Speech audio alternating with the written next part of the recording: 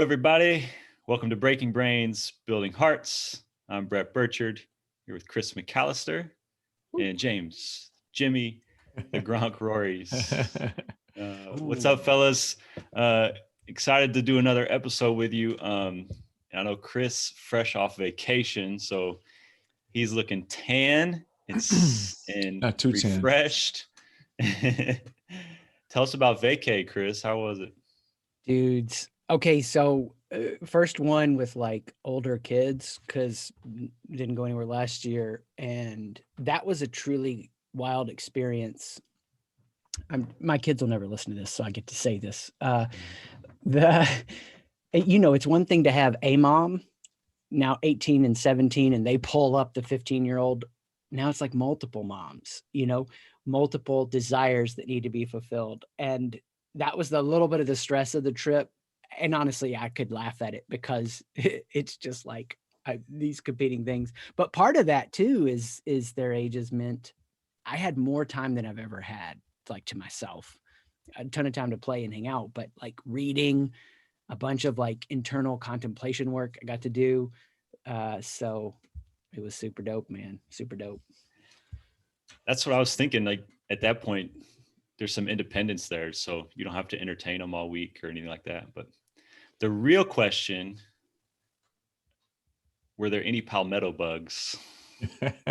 Dude, that's such a laser question. We were like a 7-8 minute walk from the beach on a golf course. And maybe it was because it was early mid-May, there weren't. And that was amazing. And we did not have any bug incident, swear, until I was loading the van up. And this giant freaking spider. I mean, I hear all this screaming. And I go in there and of course kill it. But I was like, this is perfect. We're leaving anyway. So it don't matter. But yeah, dudes, it's, I think for me, I can beat myself up that bootstrapping Sight Shift these years. We've done a lot of staycations and that's been really fun. My family's way more gracious to me than I am to myself because they'll remind me of places we've been.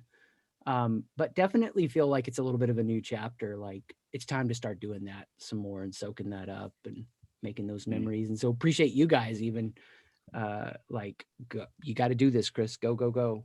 And so glad we did. I'm even cheesing it up dad style, drinking from a Hilton Head Island mug because, middle class fancy over here. Have y'all seen those middle class fancy memes? No. Dude, they're hilarious. It's like, it's just so funny how you think you're so unique.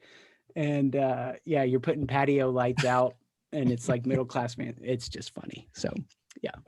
It's awesome. For me, sometimes like long vacation sometimes does more harm than good. Like it's nice to get away and refresh, but then like coming back and you're like, dang, I don't really want any part of the real world. And so sometimes like the shorter burst recoveries are a little better. Jimmy, where do you fall on that? And then like, what do you do to like get those shorter burst recoveries to come refreshed? Yeah, I think I subscribe to that idea that if you love what you're doing, you love your life. You don't need a vacation, right? I think that's a neat thing to think about and to subscribe to. Now, I don't live in Paris. I don't live on the beach. So you want to see those things, right? You want to be in those environments. You want to experience something different. So I kind of understand that as well. When we vacation, we're typically gone for 2 weeks or more, just to give everybody the experience of taking the break and, kind of totally transforming and becoming part of the environment that you're in, right? That after that first week, you're in and you're in a different mode. So we enjoy that, but I also subscribe to your point of view, man. I mean, the shorter stuff, it's easier to sustain. And it's also easier when you come back. You don't have, 3,000 emails to follow up on and all that stuff. Yeah. I heard someone take a bold move and actually commit to leaving their cell phone at home before their next vacation. And I really I have no clue whether I could do that or not. It might be the next test for me. I would say I can check out, but I think I'd be more likely to take like email off my phone, only because at the kids' ages, there's like you're coordinating continually through the phone. Right. Like, even on vacation, like I'm going to the pool, blah, blah, blah, whatever. But yeah, you like what you do, you pick things up in joy. There were times I took a stack of stuff to work on. And there were times where I'm like, I could go to that in joy, but I feel like I'm just not supposed to right now. And would instead pick up my Kindle. So I was reading, or I was going and doing contemplations, these imaginative identity space exercises that would usually be about 20 to 30 minutes. And those gave so much. I mean, I'm like still drawing a ton from them. I would say I had, out of the thousands of those experiences, hundreds that are worth journaling about. I had a top experience, top 10, that I think is going to give me just all kinds of meaning and integration in this new chapter. And that wouldn't have happened. That creative energy would have gone somewhere. It would have gone into those things. But the weird part was everything that I would have taken to work on, except for like a few episodes for polycontemplative, everything I took for Sight Shift, like yesterday, I did a dive on it, and it just kind of went. In fact, it's back here on the dry erase board. In our later meeting, we'll be able to dive into it. But that reward was so huge, to feel like me getting what I needed at that deep psychological level. But yeah, I'm with you on the 2 weeks. Like, for me, it's funny because our rhythms, after about 3 or 4 days, Brandy's actually ready to come home. Not bad, which is a good problem to have. But we did a number of staycations when the kids were younger, where I would take off 2 weeks. And, those are some of the best memories now, because we play in the pool, played backyard baseball, whatever, all those kind of things. And so I think there is something to be said for that 2 week time frame, because you really get to that place where I'm better at it now, but earlier, definitely it would take me like that week to get to a point where I'm like, or a couple of cigars back to back. I like that idea of, like, you say you took a stack of work to work on if you got to a point, but putting in boundaries, because you're going to have that creative energy come out, when you finally relax or get into a new environment, or, after you survive that week and now you're like, you've let your guard down, you're going to get that creative energy. And I've gone on vacations before where I take a whole backpack full of, like, maybe I'll read this, or I'll write about that, or I'll write on this project, or, and then I started just making boundaries. Like, if I do any creative energy, it's going to go towards this. Or even better, what you did, Chris, of like, there's no work here.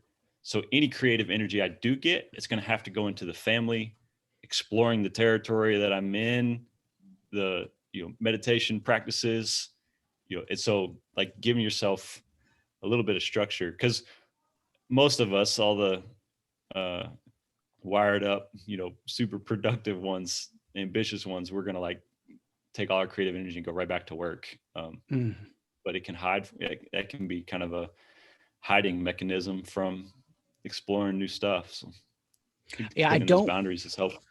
I don't regret any of the time spent like randomly walking and listening to music, or because I did have a number of those moments, to myself. And it's funny. I think part of it too is you get a little bit older, we spend a little bit more than we've normally spent for it to be like really comfortable.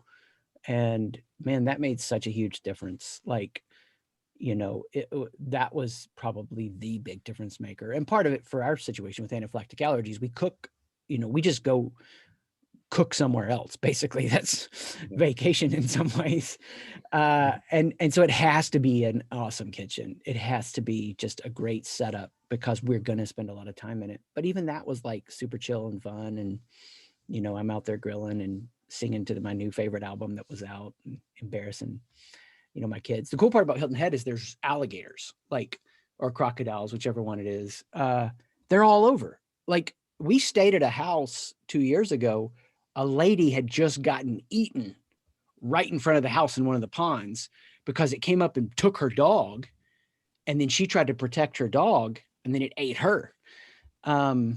So Hilton Head's kind of crazy how they like live at peace with them.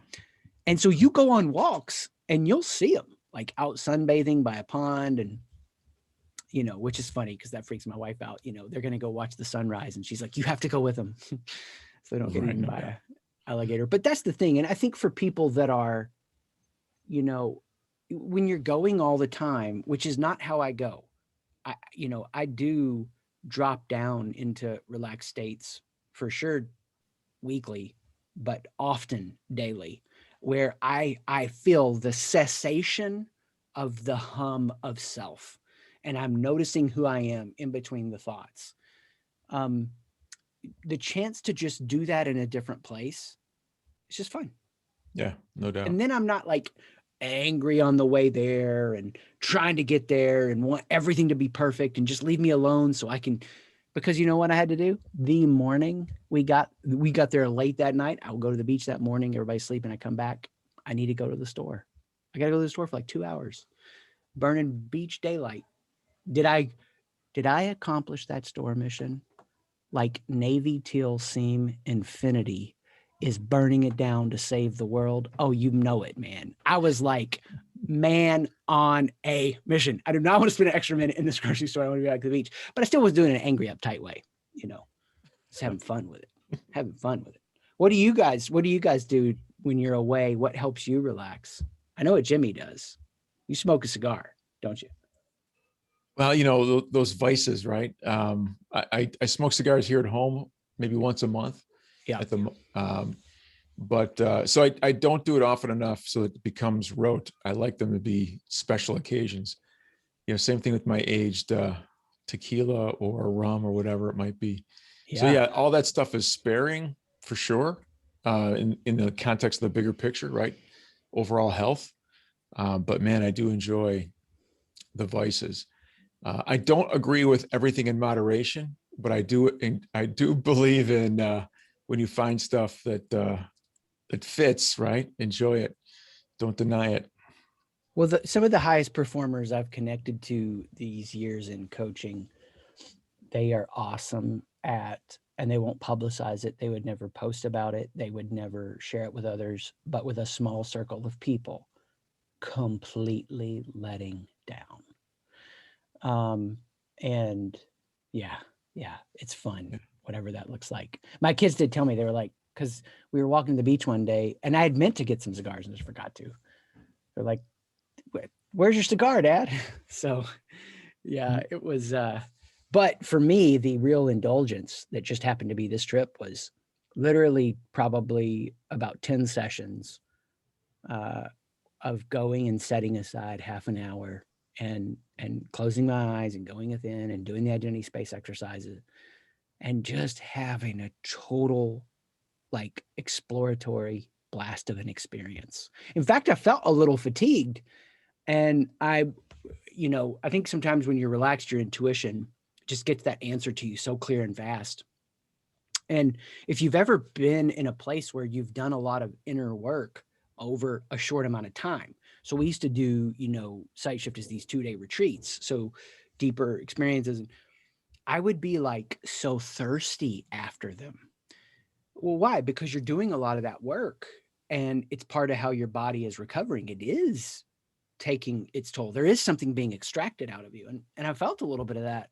And the immediate thought that I had was like, Chris, you've been doing a ton of inner work. And now you're seeing some of that, come to play. So yeah, I got weird with it for sure. And then, which I sent you guys this video on this for people listening, they already are like, what the heck is wrong with this guy? The heron, it's too late. The heron bird, like just straight up strutted across the golf course. Just like, hey, look at me, Chris. I'm here for you, man. You see this? It was just strutting. And I was like, oh my gosh, I got to record this and tell Jimmy and Brett. So pretty cool, man. Pretty cool. Wow. What are you going? Go ahead, Brett. I was going to ask you the same. Well, for me, there've been like 2 consistent vacations that we've been taking, my wife and I, the last few years. and one is to my parents' house. They live at the Lake of the Ozarks in southern Missouri, so we go there for a long weekend and get to be on the water. And then the other we've been doing is we got our camping stuff down to one box where we can just throw it in the back of the car and we're gone. And so we're like, shoot, why do we need a summer home? Let's just go camping, get out of the heat in Phoenix and in the summer. We do that once a month or so. Yeah. And awesome. Both of those experiences, no cell service. So when we go camping, sometimes we'll get service, but I usually just turn my phone off and don't ever use it. And then at the lake, not great service, so put it away. Right. And for me, like when I go on those breaks, like I don't need to be entertained or activity. Like the best thing for me is like, I just sit there. Yeah, me too. And enjoy the sounds of the waves hitting the seawall on the lake, or acorns and squirrels running around acorns falling out of the tree and squirrels running around in the woods. And like, that is really powerful for me. So, we get on the water and we go skiing, and that's one of my like top flow experiences but to like attune your attention to like these smallest details of the sensations that are happening, like feeling the ski cut through the water and, just seeing the light come through the trees in a different angle. It's like all that stuff is super recovery or refreshing for me. So that's kind of how we spend our group. Dude, so it's funny because Jimmy, this, we talk about in session 7, Figure That Shift Out, you build this trigger with music in a space and blah, blah, blah. So Brett and I met for the first time when I got back. I'd met with you and then met with him. But anyway, I met with him and he was like, my first question was going to ask about a music trigger. And so I have to set the scene for you guys because this new album comes out by Manchester Orchestra, which is incredible. And I know where all the moments are in the album. And there's like 4 or 5 of them where you just sing it guts out, all passion. We have the mutual friend, Ryan Magada, and he and I were at a Manchester concert. So here's Ryan when that moment is happening. He's got his hands in his pocket and he's doing this. And for people that can't see, he's just bobbing his head. Me, however, beer spilled down the back of my shirt. I'm like arms up in the air, like, bah! So I'm doing that. I'm listening to those moments on the album and I'm walking up and down the beach with my feet in the water and turning up all the sensations. And at one point I turn and face the ocean and I'm just like screaming these lyrics out and dancing around. And I know everybody is like, what is that dude on? At that moment, I was not on anything. But then my wife calls and we do have a situation with severe food allergies and my child was having a severe sun allergic reaction and that can, go bad. Well, I'm like 15 minutes down the beach and I've been walking like so much more than I have. So I'm already sore, right? My feet hurt, my calves are hurting. And now I got to run freaking back barefoot. But I'm so amped on this adrenaline, this trigger that I'm building, dude. I was burning it down the beach. And it was just a hilarious moment where I had to laugh to myself and be like, this is life, man. You can't control these things. Here we are. We got to get her back and get her taken care of. And can't dilly-dally. So let's freaking run. Wow. I know that somebody had to see the sequence of intense movement, dance, screaming at the water, turn around and start sprinting back. And they had to be like, I think I just saw somebody have a breakdown. But what are you going to do? What are you going to do? Well, you're entertaining people, man. It's part of the gift that you bring to the world, dude. It's like, that's why I think it's so, my kids are 20 and 15 and they're both sophomores, one in college, one in high school. And they are, when they were younger, we would have great conversations about awareness and security, insecurity, and so forth. And now at these later ages, all that's out the window. There's just like no way that they cannot be always thinking about what people think of them, right? This level of insecurity. And and it's just so much fun when you can get to the point and you can turn that insecurity about what are people saying to, hey, I'm entertaining them. It's like it not only does it not matter, but hey, I'm showing them something they don't get to see every day or whatever it might be. Kind of, maybe it's just my exhibitionist mentality, but it's like putting on a show versus trying to hide. So that's what that reminds me of, Chris. I would be there and I would be kind of like getting energy from the thought that I would be showing somebody something they hadn't seen in a while, or maybe never. Well, it is that whole video that went viral years ago about the guy that got up at the party and started dancing at this outdoor festival, and then everybody else started dancing, and it had this like spontaneous dance party on this lawn. I think the idea is like when you live that bliss, that impression without expression leads to depression. Not that everyone expresses the same way, but for me, the more I develop my intuition, the more I'm getting an alignment of head, mentality, heart, emotion, and then body. And as all three of those come together, it's this synced up expression that I think is pretty tribal and primal and ancient, and we've lost so much of that. You imagine if we would have been a part of a culture that existed for thousands of years on this planet, that we're going out for the monthly hunt, and we dance for a day before we go out to get the gods on our favor. Right? Well, what are you doing? You're clearing out so much crap in your life and so much trauma, and you're getting everything ready to be in this pure state so you can go out and survive and get this hunt. And then you come back and you're fatigued and you dance to thank the gods for whatever. And you're doing this head, heart, body alignment stuff. And so I had built such a powerful trigger that we get back. This is like the next day. So this would, this would have been this past Friday. And I have just like shut out awareness of everything. I'm in the backyard. It's the end of the day. I wanted to revisit that music trigger. I'm singing it out loud in the yard, just dancing around a little bit. And I just happened to turn around and like my 15-year-old is watching me through the screen door, and so they know, poor dad, he's on a constant journey of whatever. But the idea being, when was the last time people felt what we feel when you're in that space and, you're on that 2-day trip, Brett, and you're disconnected from the phone, and when you're executing at a level of patient precision, Jimmy, all of these things don't happen. It's the continual progression and advancement. And I think it's cool to hear, Brett, how you guys are enjoying the phase you're in, because no matter what happens in your future, kids, no kids, whatever, if you were to have kids, there would not be another moment where you would go, oh, I'll just be away from the cell phone for a couple of days, right? Or at least for a long time. And so I think people are always trying to get somewhere rather than let's just enjoy what this is, super cool. You guys do that. That was my next question for both of you all is, how do vacations or those times change when you do have kids? Obviously you both have kids that are older and a little more independent now, and so you can enjoy it. But there was a time when you're chasing those guys around and you got to entertain, like that's got to be more stressful than helpful, isn't it? Or what's that experience like?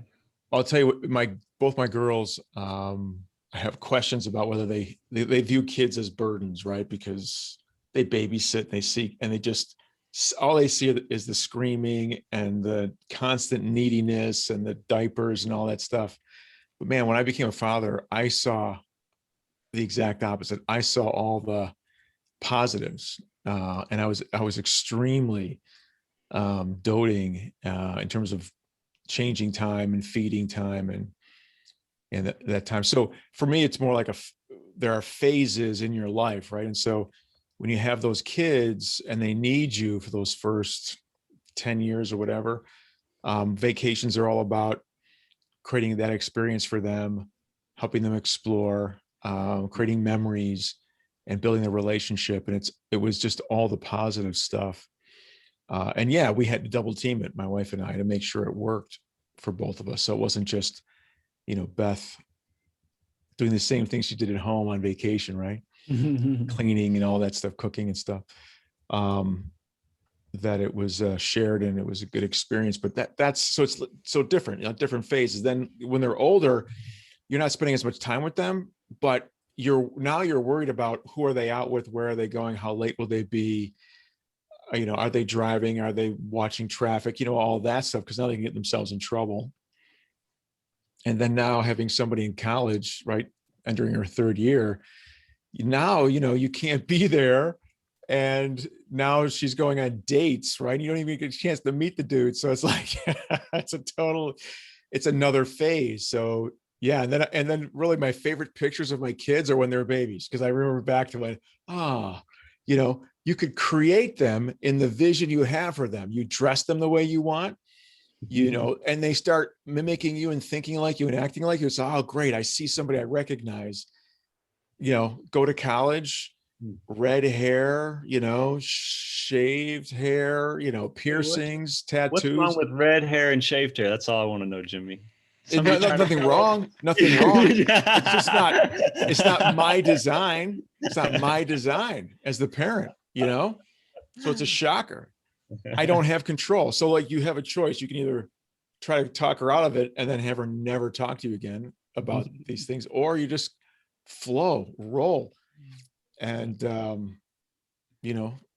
so it's just a different type of challenge, but it's all good, man. So, yeah. So I think when you're ready, it's funny. My daughter asked me a question, when will we be ready for this? I've often talked to my wife about when will we be ready, like to move or whatever. And I always go back to the lesson my eldest daughter taught us about potty training. It's like, how come she's not potty trained yet? The doc said, she'll do it when she's ready. Mm-hmm. So every change in life, I just go back to that lesson. We'll do it when we're ready. We'll know it's the right time when we're ready. So yeah. So you'll, if when you're ready, dude, it'll all make sense and you'll be focused on all the wonderful stuff. And the other stuff will just be, part of the process. I think so many. Go ahead, Brett. Go ahead. I'll remember, and it's related but a little different. So I was just gonna say there's so many gems that you just dropped there, Jimmy. We need another episode on that topic alone. So that was awesome. Thank you. Yeah, I mean, you're talking about this idea of enjoying it, what it is for where it is, and I think the thing that blocks up that enjoyment for so many parents, because I truly do look at each phase as special, like when they were little, and you are all the things you got to do. You're potty training them, and you're trying to make a 10-hour drive to the beach and whatever, all the craziness of that. The thing that I see exhaust so many parents, of course, we go deep into this and figure that parenting out.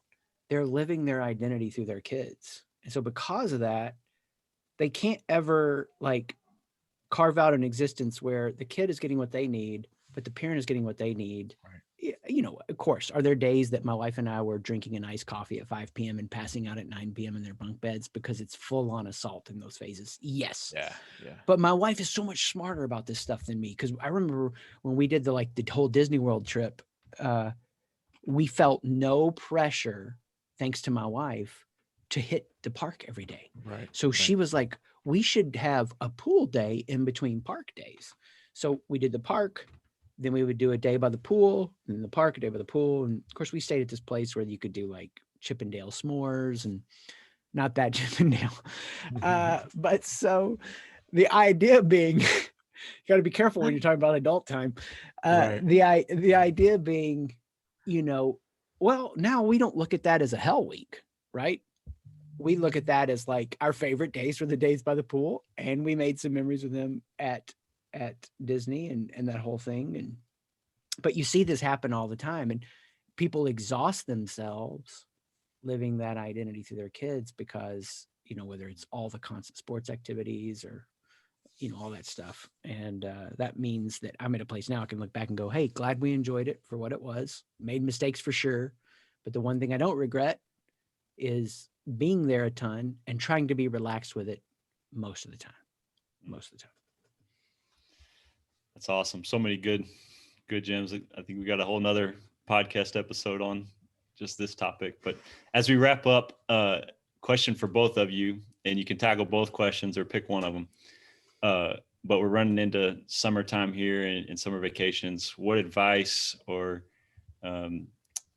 action would you give for people that are going on vacation? So how to enjoy it the most and get the most out of it, or those who don't get the luxury of vacation time, how can they still find a way to recover on the fly?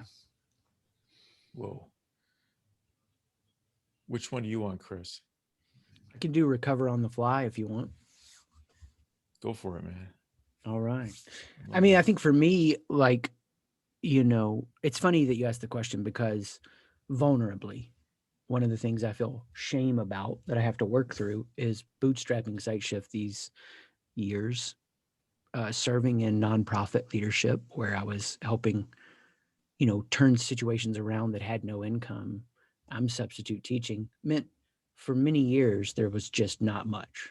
And, you know, I can be hard on myself. Like, we didn't have multiple vacations a year. There were many years where we didn't have a vacation at all, going somewhere.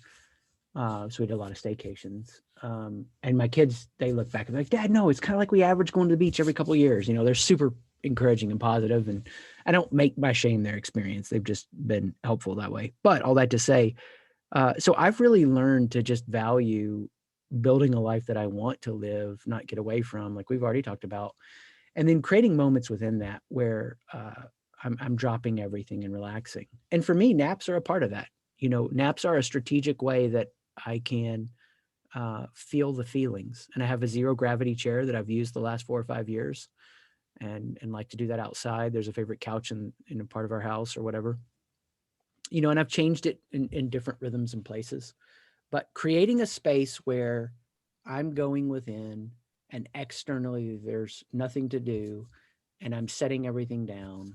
That's how I recover on the run. Wow. And the first question was, if you're going, how do you enjoy? Yeah. How do they maximize or get the most out of their vacation time? What's really cool, you know, it's all relative, right? So what I would say is a strong thing that I enjoy is mixing things up.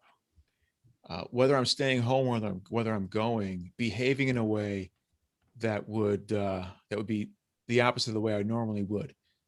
And when people ask me, what can we do? You know, I would normally give them advice that would be contrary to how they show up. So there are people that we vacation with, or that I vacation with, who like to be in control. They like to have the list, and they want to make sure everything's timed. You know, the challenge would be give that up, give that to someone else to do, give away the control, or don't have an itinerary. But, you know, this idea of a vacation is, what are we vacationing from? This idea of relaxation, what's going to give us the most relaxation? This idea of creating an experience, what kind of experiences don't we have at home that we might want to have on vacation? You know, so oftentimes it means doing something different than we normally do. And it's not just show up and be entertained. It's maybe, can you be thoughtful about the things that, you know, the way you behave normally, and maybe trying something different, what you would normally eat and maybe trying something different when you're out and about, or behaving differently, or choosing different things. One of the things that we do that I thoroughly love is, you know, when we vacation, we like to vacation with other families. We like to vacation with our my sisters, or my brother, my wife's sister and her family. That's always been a thrill for us. If they're not around, we go with somebody else. But that creates a different dynamic inside the house, right? You're sharing a house now with another family. There might be 10 of you instead of 4 of you or 5 of you. So that's what I'd recommend. You know, think about how you can proactively mix it up to create something new for yourself. And then, of course, be open to the experience, come what may. That's awesome advice. My parents, before they lived at the lake full time, it was just a summer home, and they called it their oppo house, where everything was opposite. Like, at home, my mom was the first one awake and doing the chores and had the itinerary, and they go to the lake and she'd be sleeping in and taking naps. And my dad was the first one up and keeping everything organized. So it was their oppo house. So that's a cool cool approach. I think good advice. Thanks, guys. Fun conversation. Glad you enjoyed your vacation, Chris. Good to have you back and be back in the flow. We were all bracing for the weirdness and the crazy vision that was going to come out of that. So we're good. It's good to see that you had good experiences, but we're not all running off the rails now. So it's good to have you back. Thanks, guys. Awesome. Another episode of Breaking Brains, Building Hearts. Everyone enjoy your vacations this summer. We'll see you next week.